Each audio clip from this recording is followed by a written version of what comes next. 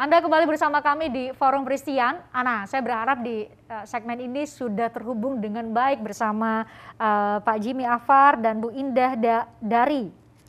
Pak Jimmy, Bu Indah, coba bisa ditampilkan. Nah, sudah bisa mendengar suara saya dengan baik Pak Jimmy ya? Agak kurang jelas. Oh, agak kurang jelas. Oke, kalau sekarang? Oke, ada. Pak Jimmy ini masih ada sekarang ada di Jayapura, live-nya melalui Zoom di Jayapura. Nggak kebetulan sih, kita syukuri sekali. Ini bukan kejadian yang tidak tanpa makna. Pembukaan PON di 2 Oktober bersama dengan Hari Batik Nasional. Makanya tadi kita datangkan Bu Rosalin, ada Pak Jimmy gitu ya. Wah, kita mau melihat ke timur Indonesia di Papua. Pak Jimmy, bisa diceritakan tadi baru dari Biak ya Bu Rosalin cerita. Kalau Pak Jimmy sendiri saat ini memproduksi atau membuat batik atau menggambarkan kepada kami batik-batik yang di Papua itu apa saja? Jangan-jangan setiap suku ada motifnya nih. Ya, benar. Tiap-tiap suku ada motif-motifnya dan ada cerita-cerita filosofinya. Wah, luar biasa. Bisa cerita kepada kami misalnya? Misalnya batik Port Numbai, Kota Jayapura yang punya saya. Setiap motif, setiap suku, setiap kampung ada ceritanya. Kenapa batik saya harus dan spesialis saya adalah batik tulis, tidak batik print. Yang saya berikan kepada tamu-tamu saya, para pejabat atau siapapun customer saya adalah batik tulis yang dikerjakan oleh Mama Putri Papua, yang diajarkan dan diberikan pembelajaran bagaimana cara menghandmade-nya sehingga menjadi satu kain batik tulis. Pak Jimmy, itu kan mahal ya? Mahal tidak dalam arti secara dalam arti uang, tetapi karena dikerjakan oleh tangan-tangan orang Papua gitu ya, merefleksikan nilai-nilai daya kreasi orang-orang Papua. Sekarang Pak Jimmy sendiri itu buatnya hanya untuk dalam negeri atau coba untuk tembus ke pasar internasional? Karena tema kami malam ini Pak Jimmy kan sudah jadi warisan budaya dunia ya, harusnya sudah mendunia juga dong batik-batik kita, termasuk dari Papua. Iya, UNESCO sudah menetapkan ya bahwa batik menjadi salah satu warisan dunia. Untuk sementara saya masih ingin mengkonsumsikan karya saya untuk masyarakatnya sendiri Papua dan masyarakat Indonesia maksud saya, karena batik saya sudah dipakai dari Jayapura, Papua sampai ke Aceh. Wah, seluruh Indonesia, luar biasa. Seluruh Indonesia. Pak Jimmy tidak berniat atau tidak berusaha, kalau Bu Rosalin kan tadi saya kasih judul dalam tanda petik ngotot buat bawa ke Amerika gitu ya, batik Biak. Kalau Pak Jimmy sendiri mungkin punya pilihan atau punya alasan sendiri kenapa ya udah segmentasi saya masih dari Sabang sampai Merauke dulu untuk saudara-saudara kita sesama bangsa Indonesia nih.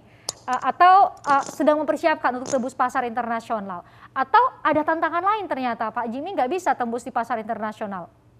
Yang mana Pak Jimmy? Untuk sementara yang saya mikirkan bahwa ini saya mengelorkan dengan modal pribadi saya.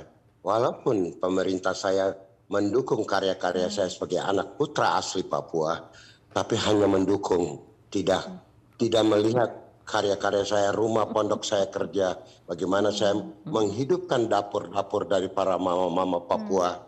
Sampai sekarang tetap seperti itu. Jadi saya terbeban untuk melihat ke dalamnya dulu. Pak Jimmy, kita harapkan malam ini para stakeholder, para pengambil kebijakan lihat Pak Jimmy nih. Jadi ketahuan ada masalah, ada tantangan di industri kreatif batik, khususnya di Papua. Pak Jimmy bisa cerita apa saja tantangannya dan harapannya gimana? Tantangannya satu adalah finansial. Saya harus menjual batik untuk kembali mengkonsumsikan bahan baku. Semuanya saya beli dari luar Papua, terutama dari Solo, Jogja. Bahan baku kainnya, obat-obatnya, lilinnya, semuanya, cantingnya, baik itu cap maupun tulis, itu semua saya datangkan dari Jawa. Dan hasil yang dikerjakan dan dijual oleh saya kembali saya hanya untuk membeli semua peralatan itu agar mama-mama tetap berkarya. Ada sedikit pemasukan untuk mereka agar mereka bisa dapatnya berasap. Kalau tidak, mereka akan terlena. Karena apa? Di dalam diri perempuan, terutama saya sangat sayang sama perempuan. Karena saya lahir dari seorang perempuan. Makanya perempuan bagi saya adalah sangat penting bagi saya. Dan saya ajarkan mereka, dan alhamdulillah puji Tuhan, seluruh Papua sampai Papua Barat, mereka semua tertuju ke batik saya di Jayapura untuk berlatih membatik. Dan sampai sekarang pemerintah hanya cuma mengetahui di televisi, di koran-koran besar di Jayapura. Tapi apa yang pemerintah buat orang Papua? Besok saya akan meninggal, siapa yang melanjutkan garis tangan? Canting tangan saya, siapa yang akan merajut ke depan? Padahal ini sisi ekonomi. Nah, kita harapkan malam ini bisa didengarkan dan bisa ada jalan keluar, ada bantuan, ada kebijakan yang bisa benar-benar membantu para pelaku industri, termasuk Pak Jimmy, pelaku industri kreatif batik seperti Pak Jimmy. Pak Jimmy tapi tadi kata-katanya yang terakhir itu loh, siapa, ini menyentuh sekali. Siapa yang bakal melanjutkan apa Pak Jimmy tadi? Melanjutkan karya ini setelah saya sudah dipanggil Tuhan. Ini kan turun-temurun. Ini kan kehidupan yang akan dilanjutkan oleh generasi milenial yang sekarang. Siapa lagi kalau bukan?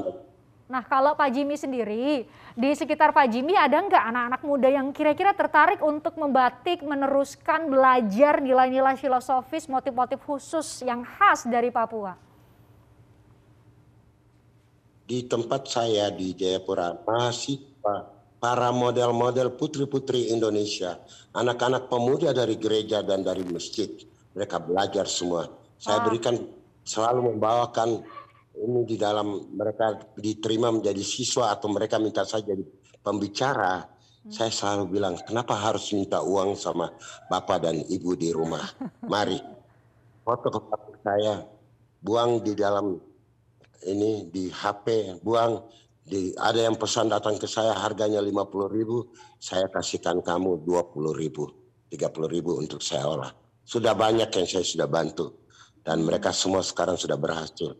Banyak yang sudah tahu mencanting, karyawan bank pun juga datang belajar sama saya membantik. Para model, para remaja gereja, masjid maupun pemuda-pemuda dari ikatan apa saja, mereka tertarik dengan batik. Kenapa pemerintah saya hanya cuma bisa cetaknya di Jawa, tidak melihat kita orang asli Papua memperdayakan anak-anak Papua dan mama-mama Papua? Pak Itu Jimmy, pertanyaan saya. Pak Jimmy, semua mata melihat ke Papua. Ada Bu Rosalin yang kami bangga sekali. Saya beri judul sekali lagi dalam tanda petik, ngotot untuk bawa semua ke Amerika gitu ya. Semoga ini jadi momentum 2 Oktober itu jadi momentum untuk mengingatkan kita semua bahwa kita punya batik yang sama-sama perlu kita perjuangkan. Termasuk di Papua. Bu Rosalin melihat seperti ini di suku Bu Rosalin di Biak ya? Iya. Di Biak juga seperti ini gitu. Ada anak-anak muda yang tertarik? Ya, pertama-tama saya selamat malam buat Pak Jimmy dan Ibu Indah. Pak Jimmy sudah saya pernah kerjasama dengan Pak Jimmy waktu saya masih dokter di perusahaan besar di Papua. Waktu itu pemilihan putra-putri Indonesia, putri Indonesia di Timika. Lalu Pak Jimmy lupa ya Pak Jimmy. Ini kayaknya yang ketemu Pak Jimmy banyak sekali. Iya, gitu ya. jadi kain-kainnya dia itu yang batiknya beliau itu yang kita pakai untuk putri-putri Papua, untuk pemilihan putri Indonesia, untuk seleksi. Jadi Timika jadi pemilihan putri Indonesia provinsi, dan dari situ nanti dikirim ke Jakarta. Ya, saya sempat kerjasama dengan beliau karena saya ketua panitia waktu itu. Tadi yang diceritakan Pak Jimmy banyak sekali juga kok anak-anak muda yang banyak, mau cuma belajar. ya itu kembali lagi finansial. Sehingga apa yang disampaikan oleh Pak Jimmy, ya sehebat apapun pikiran dan kreasi orang, tapi kalau sampai di finansial tidak di backup, itu harapannya ya. Sedih. Sedih. Saat ini kita harapkan kalau itu jadi industri, bisa jadi mata pencaharian, Setuju. penghidupan. Tentu mau dia tua, Setuju. mau dia muda, tentu Setuju. akan mendedikasikan diri untuk merawat batik kita gitu ya, Iya. termasuk juga batik di Papua. Bu Indah, nih saya anggurkan sebentar karena Bu Rosalin tadi cerita karena bareng ya. Kalau saya lihat juga video-videonya banyak sekali wawancara dan mereka-mereka yang ada di luar negeri banyak bertanya soal batik-batik kita ke Bu Indah. Saya akan ajak ngobrol di segmen berikutnya nih, karena ini bagian terakhir dari Pak Jimmy juga. Saya mau terakhir kepada Pak Jimmy. Pak Jimmy, buat kami anak-anak muda, Pak Jimmy kan sudah mendedikasikan diri sepanjang hidup untuk batik Papua. Ada di Jayapura saat ini. Pesan untuk kami anak-anak muda yang sekarang mungkin masih bisanya pakai batik, foto dan taruh di media sosial. Betul. Taruh di media sosial. Kalau Pak Jimmy berharap apa untuk kami generasi berikutnya? Soal batik. Soal batik, ya. Saya berharap karena batik kita ini sudah mendunia, agar semua batik di Nusantara ini ikut dibantu oleh generasi muda. Dan generasi muda tidak lagi ini, kreatifnya sungguh tinggi pada zaman kami masih muda. Dan mudah-mudahan anak-anak muda ini bisa menjadi pengusaha-pengusaha yang maju. Amin. Kalau jadi pengusaha yang maju di era sekarang bisa memperkenalkan Indonesia dengan karya-karyanya, termasuk apa yang dilakukan oleh Pak Jimmy. Pak Jimmy, saya ingin ngobrol panjang. Wah, luar biasa tuh yang dilihatin di layar, Pak. Itu apa? Itu motif apa yang dilihatin tadi diangkat? Ini motif dari suku Skau ada di Jayapura, ya. Waduh. Ada salah satu motif yang saya pakai ini yang pernah saya buatkan untuk Pak Presiden Jokowi dan Ibu Iriana sudah memakai batik apa saya. nama motifnya Pak Jimmy? Yang dikatakan ke ini, Wahmdi, muka perahu. Setiap kepala suku menyuruh mengantarkan undangan melalui laut yang sangat ngeri, tapi dengan perahu itu dia akan mendubus sampai pada tujuan. Kenapa saya harus memilih 3 hari untuk menentukan kepercayaan yang diberikan untuk membuatkan batiknya Pak Presiden Jokowi dan Ibu Iriana? Karena saya memilih motif yang benar-benar sebagai orang nomor 1 harus diikat dan dilindungi sehingga dia menjadi seorang pemimpin yang terus melihat rakyatnya dari Sabang sampai Merauke. Wah, ada nilai filosofis, ada makna, ada doa ya di setiap motif batik yang salah satunya lahir dari tangan seorang Jimmy Afar. Pak Jimmy, terima kasih. Saya berharap bisa ketemu langsung. Terima kasih sudah hadir di Forum Christian. Aduh, rasanya pingin banyak bawa tuh semua baju-bajunya, mohon maaf, batik Pak Jimmy untuk taruh di sini dan kemudian ditunjukkan kepada pemirsa di TVRI yang nonton dari seluruh Indonesia. Terima kasih Pak Jimmy, sehat selalu. Semoga kita bisa berkesempatan untuk ketemu secara langsung. Salam untuk mama-mama yang terhormat di Papua. Terima kasih. Terima kasih. Akan disampaikan karena itu amanah, ya. Terima kasih. Dan usai jeda, tidak hanya Bu Rosalin, tidak hanya Bu Indah, kita akan bicara soal ini adalah salah satu kedutaan besar atau kedutaan besar pertama yang intens betul melakukan pagelaran batik. Nah, salah satunya akan kami hadirkan ini dari Kedutaan Besar Korea Selatan, Kedutaan Besar Republik Indonesia di Korea Selatan. Nanti akan bergabung secara virtual tentunya karena dari Korea Selatan. Usai jeda di Forum Christian.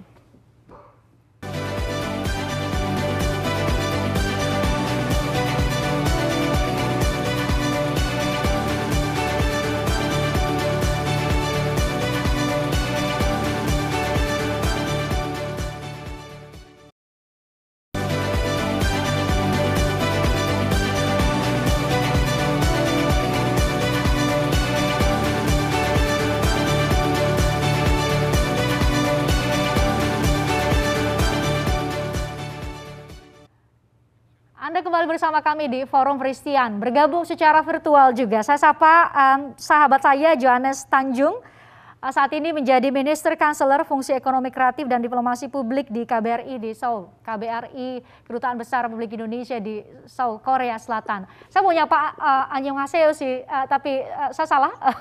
Selamat. Annyeonghaseyo Mbak Christian. Terima kasih annyeonghaseyo. Ini Mbak Christian. How are you Mbak? Sehat selalu ya Mbak?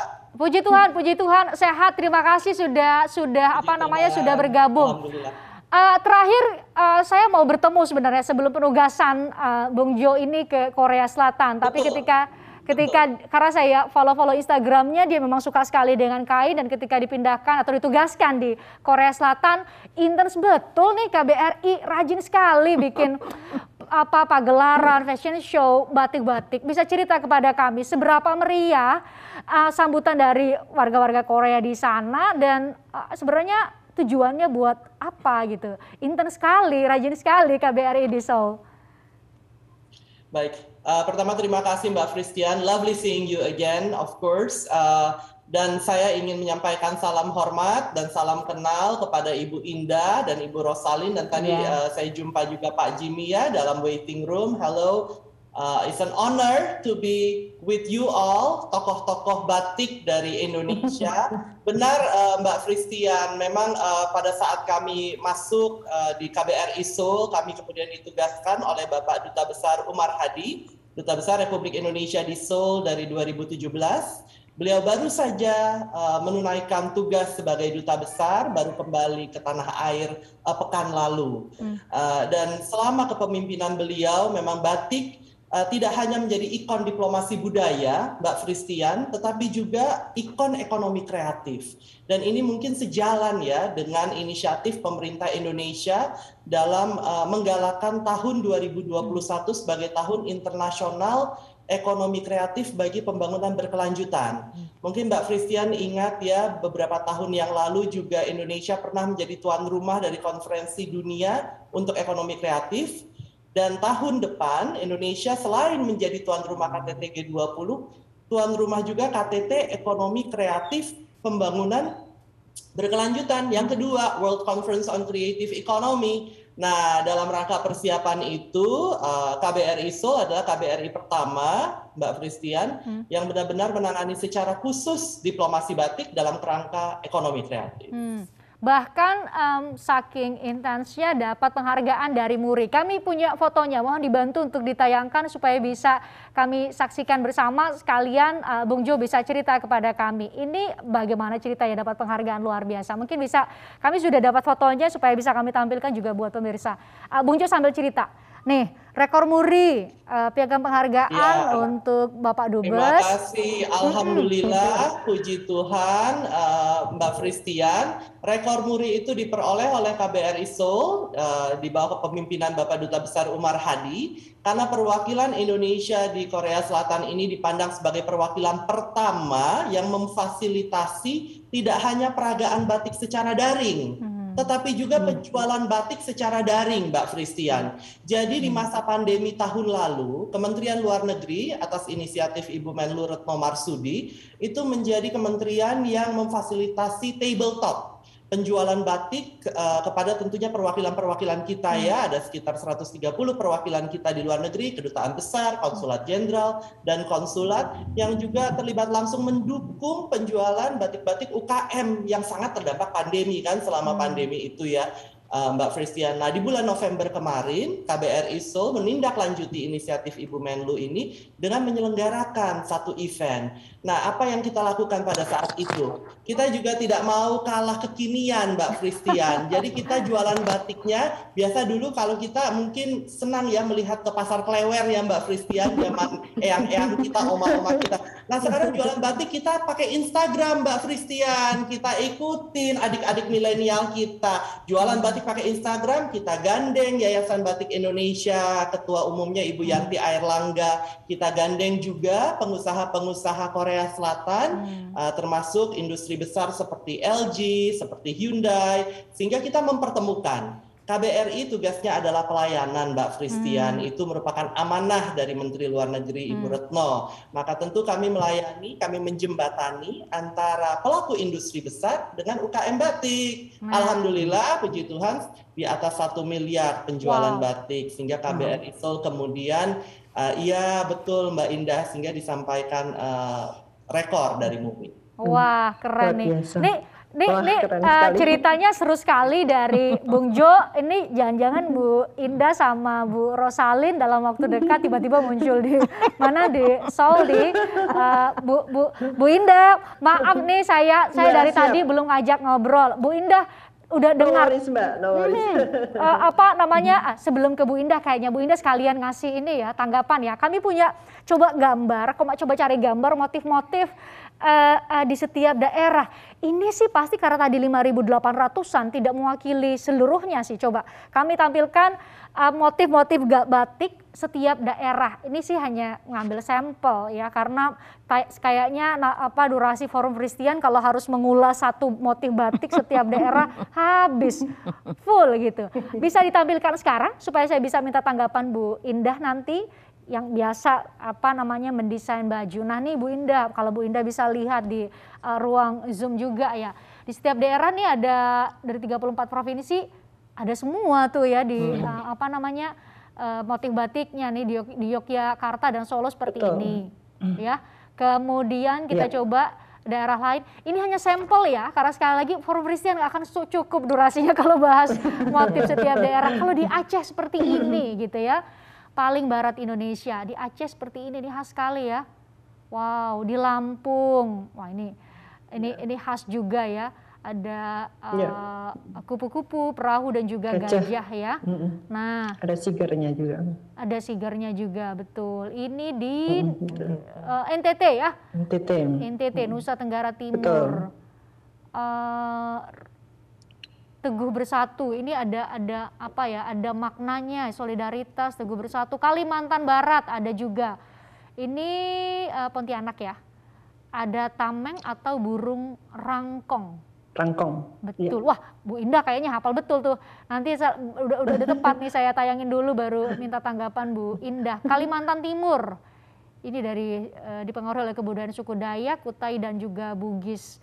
Nggak ada yang sama ya, maksudnya kok kreasinya itu demikian kayanya gitu ya, di setiap daerah. Ini Sulawesi Utara, wah ini khas juga ya, Papua Barat dan Papua gitu. Papua Barat dan Papua, mohon maaf nih, kalau bahas Papua aja nih udah nggak cukup juga durasi Forum Fristian. Setiap suku ada ininya, ada motif batiknya dan maknanya dalam sekali gitu.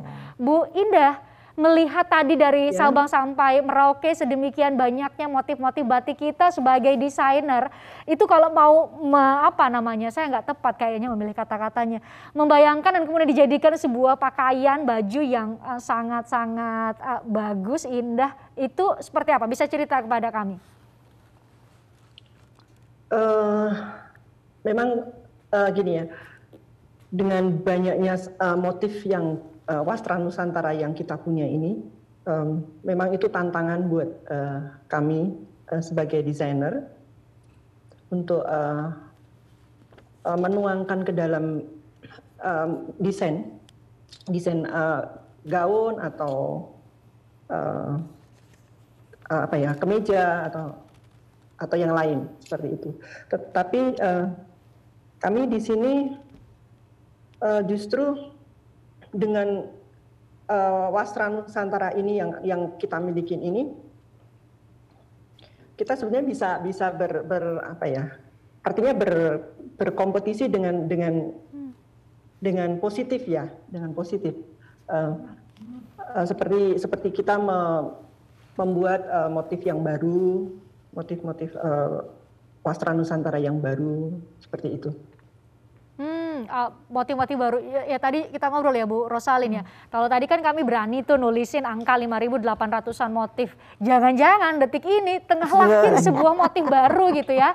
Jadi nggak akan cukup data. Saya rasa lebih dari itu. Betul. Makanya saya tidak berani menyebut angka karena pasti lebih dari itu. Jangan-jangan detik ini kita lagi ngobrol ada motif-motif baru gitu ya. Bu Indah, Bu Indah sendiri melihat itu kan motif-motifnya beragam, tidak ada yang sama antara satu daerah, khas betul gitu, satu daerah dengan daerah yang lain. Bu Indah sebagai desainer nih, menerjemahkan ke dalam, bukan menerjemahkan istilahnya, apa Bu Indah istilah tepatnya ketika Bu Indah dari satu kain yang belum berbentuk mode tertentu gitu terus dijadiin baju itu apa? Dijadikan pola. Pola. Nah, itu Bu Indah? Ya, silakan. Nah, itu seperti apa Bu Indah? Apakah kita cukup bisa bersaing, kita harus optimis bisa bersaing dengan motif jenis kain yang ada dari belahan dunia lain sebagai dari kacamata seorang desainer? Ya, seperti yang kami lakukan kemarin ya, waktu kita ada di New York City Life Fashion Week itu, saya merasa tertantang gitu, bahwa saya berpikir saya harus keluar dari zona aman. Jadi makanya kami gabung di New York City Life Fashion Week, dan di sana kan kita bertemu kan dengan desainer-desainer yang bukan dari Indonesia tentunya. Nah, dari situ kita bisa melihat seberapa besar atensi mereka bisa menerima motif yang kita kita peragakan di sana, seperti itu. Wah, luar biasa.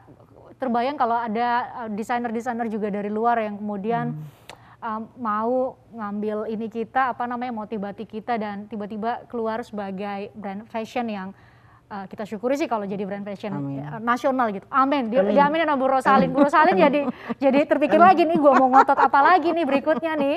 Tiba-tiba bisa selain dalam waktu dekat bisa mau muncul di Seoul katanya bersama Bung Jo. Kami tanya ke beberapa anak muda sih sebenarnya. Ke beberapa anak muda ini kira-kira tahu nggak sih batik, apa harapannya buat batik dan lain-lain. Nanti kami tayangkan, kita jeda dulu. Saya jeda di Forum Christian.